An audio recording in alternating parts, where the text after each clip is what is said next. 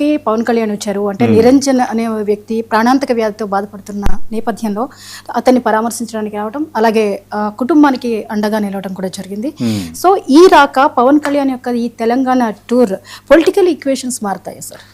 అంటే మొన్న ఈ మధ్యకాలంలో పవన్ చేసిన వ్యాఖ్యలు, తెలంగాణ మీ జాగీర్ అంటూ ఆయన కామెంట్ చేయటం, తెలంగాణ వాదులు పార్టీలు రెస్పాండ్ అవ్వటం, వీటన్నిటి నేపథ్యంలో ఇప్పుడు హనుమకొండ టూర్ అంటే వరంగల్ పవన్ కళ్యాణ్ పర్యటన ఏదో జరగబోతోంది అన్నది అందరూ మాట్లాడుకున్నారు.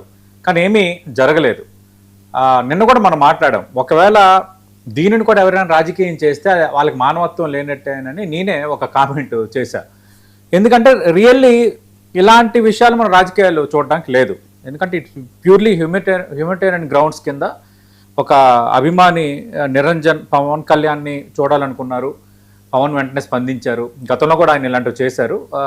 కొన్ని అంటే ఈ విషయంలో కొంత మానవతావాది అని అనుకోవాలి. అంటే బీయింగ్ అ పొలిటీషియన్ ఇలాంటి విషయాల్లో కొంత ఆయన కొంచెం వెంటనే రెస్పాండ్ అవుతారు. ఆ నేపథ్యంలో నిరంజన్ని పరామర్శించారు. అలాగే తక్షణ సాయం కింద ₹1,00,000 ఇవ్వటమే కాకుండా బాలుడి తల్లిదండ్రుల ఉపాధి కోసం క్యాంటీన్ కూడా ఏర్పాటు చేస్తాను అని అన్నారు. నిరంజన్ కుటుంబంతో దాదాపు 40 నిమిషాలు ఆయన గడిపారు. అలాగే పవన్ కళ్యాణ్ నిరంజన్ అనే బాలుడు కలవాలనుకున్నాడు కాబట్టి బండ్ల గణేష్, ప్రముఖ నిర్మాత బండ్ల గణేష్ ఒక 5 లక్షలు నిరంజన్ కుటుంబానికి ఇస్తానని ఆయన ఒక ప్రకటన చేశారు. ఏదేమైనా ఇలాంటి నీడీ పీపుల్కి ఏదో ఒక రూపంలో హెల్ప్ జరగాలి. అది సీఎం రిలీఫ్ ఫండా, లేదంటే కొంత అవకాశం ఉన్న దాతలు ఇవ్వటమా అన్నది ఒకటి. మూడోది, పవన్ కళ్యాణ్ అంటే ఒక రాష్ట్రానికి సంబంధించిన డిప్యూటీ సీఎం, రాజకీయంగా కీలకమైన స్థానంలో ఉన్న వ్యక్తి ఒక అభిమాని కోరికను మన్నించి హనుమకొండ వెళ్ళి, యాక్చువల్గా బిజీ షెడ్యూల్లో ఉన్నారు, 3-4 రోజుల నుంచి ఢిల్లీలో ఉన్నారు. అంత బిజీ షెడ్యూల్లో కూడా పవన్ కళ్యాణ్ వెళ్ళటాన్ని రాజకీయాలకు అతీతంగా దాన్ని మనం యాక్సెప్ట్ చేయాలి. గతంలో చాలామంది పొలిటీషియన్స్, సెలబ్రిటీస్ కూడా ఇది చేశారు. ఈ విషయంలో రాజకీయం లేదు.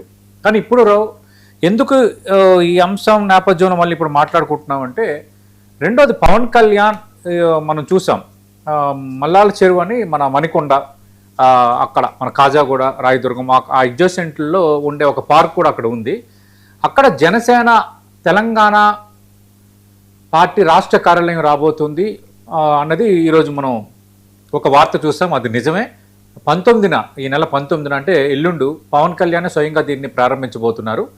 ఒక రకంగా జనసేనకి ఇప్పటివరకు ఒక కార్యాలయం ఉంది, కానీ ఇప్పుడు ఆ కార్యాలయం ఏడాదిగా పూర్తిగా కార్యకలాపాలు ఏమి నిర్వహించడం లేదు. కానీ స్పెసిఫిక్గా ఒక 3 అంతస్తుల భవనాన్ని తీసుకొని సేమ్ ఆంధ్రప్రదేశ్లో ఎలా అయితే అక్కడ తాడేపల్లిలో ఒక కార్యాలయం జనసేన పార్టీ పెట్టుకుందో, యాజ్ ఇట్ ఈజ్ ఇక్కడ తెలంగాణలో ఒక కార్యాలయాన్ని వాళ్ళు ఏర్పాటు చేశారు. అంటే Pawan Kalyan is so serious about Telangana politics అనేది ఇట్స్ బిగ్ ఇండికేషన్. ఎందుకంటే మొన్న ఆయన కామెంట్స్ చేయటము, తర్వాత బీజేపీ ప్లాన్ ఉందా, ఇవన్నీ పక్కన పెడదాం. జనసేన అనే ఒక పార్టీ, ఆ పార్టీ అధినేత తెలంగాణలో గతంలో పోటీ చేశారు. ఆ తర్వాత ఒకసారి గ్రేటర్ ఎన్నికల్లో పోటీ చేస్తామని వెనకడుగేశారు. పైపైన రాజకీయాలు చేస్తున్నారు అనేది ఒకటి ఉంది. కానీ మన జూన్ 2న ఆయన కార్యక్రమం పెట్టుకోవటం, దానికి అనుమతి నిరాకరించకపోవటం, ఆయన ఒక ప్రెస్టీజ్ ఇష్యూగా తీసుకోవటం, పొలిటికల్గా నేను ఇక్కడ కూడా తేల్చుకుంటాను నేను అనటం, ఈ నేపథ్యంలో ఆయన ఇక్కడ ఈ పార్టీ కార్యాలయం అనేది ప్రారంభించడం అనేది రియల్లీ బిగ్ మూవే. మరి రేపొద్దున తెలంగాణ రాజకీయాలు ఎంతవరకు జనసేనకు ప్లస్ అవుతాయి? గ్రేటర్ హైదరాబాద్ పరిధిలో ప్రధానంగా భారతీయ జనతా పార్టీ కొంత హోల్డ్ ఉంది, అలాగే సెటిలర్ ఓటు ఉంది, పవన్ కళ్యాణ్ సానుభూతి పరులు ఉన్నారు, అక్కడ కూటమి సానుభూతి పరులు ఉన్నారు. ఇవన్నీ అడ్వాంటేజ్ అవుతాయా అవ్వవా అన్నది రేపొద్దున భవిష్యత్తు తేలుతుంది. కానీ ఆయన అయితే సీరియస్ పాలిటిక్స్ చేయడానికి సిద్ధమయ్యారు. వారంలో ఒక 2 రోజులు తెలంగాణ పాలిటిక్స్ మీద ఆయన కాన్సన్ట్రేషన్ చేయబోతున్నారు అన్నది అయితే ఒక చర్చ జరుగుతుంది. సరే, ఆయనకి ఇక్కడ ఎందుకు చేస్తారు, ఏం పని అని రాజకీయంగా కొందరు మాట్లాడొచ్చు. దాన్ని మనం ఒక కాంటెస్ట్గా తీసుకోలేము. ఎందుకంటే ఎవరు ఎక్కడైనా రాజకీయాలు చేయొచ్చు. ఇప్పుడు టీవీకే పార్టీ ఉంది, తమిళనాడులో గెలిచారు. బెంగళూరు కార్పొరేషన్కి సంబంధించి ఆయన సిద్ధమవుతున్నట్టుగా వార్తలు వస్తున్నాయి. అలాగే పుదుచ్చేరిలో టీవీకే పార్టీ కొంత అడుగు పెట్టడానికి అంటే రాజకీయంగా కొంత విస్తరణకి, సభ్యత్వ నమోదుకి సిద్ధమవుతున్నట్టుగా కొన్ని వార్తలు వస్తున్నాయి. మరి విజయ్ తమిళనాడు కాబట్టి పుదుచ్చేరిలో అడుగు పెట్టకూడదు, బెంగళూరులో రాజకీయం చేయకూడదు అంటే మనం దానికి ఏమి చెప్పలేం. ఎందుకంటే బీయింగ్ ఇండియన్గా డెమోక్రసీలో కానీ ఏ విధంగా కానీ మనకి ఎక్కడి నుంచైనా పోటీ చేసే హక్కు ఉంది. ఒక రాజకీయ పార్టీకి, అందులో రిజిస్టర్డ్ రాజకీయ పార్టీగా వాళ్ళు ఎక్కడైనా రాజకీయం చేయొచ్చు. సరే, అక్కడ రిజల్ట్స్ ఎలా ఉంటాయనేది పక్కన పెడితే అక్కడ వరకు అది క్లియర్ ఉంది. మరి పవన్ రాజకీయం ఎంతవరకు పవన్ వరకే పరిమితం అవుతుందా?